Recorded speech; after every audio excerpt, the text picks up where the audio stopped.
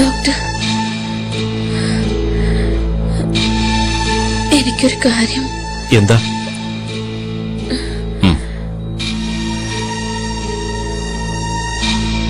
പറയൂ, പറഞ്ഞോളൂ.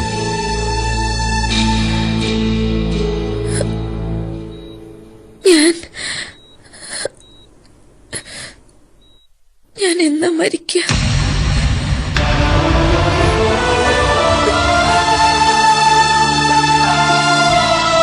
ഒരുപാടൊന്നും ഇല്ലെന്ന് എനിക്കറിയാം. നിങ്ങളുടെ അസുഖം മാറിയല്ലോ, പിന്നെന്താ? ഒക്കെ യമുനയുടെ തോന്നലാ. അല്ല, പ്രകാശനോട് ഡോക്ടർ പറയുന്നത് ഞാൻ കേട്ടിരുന്നു.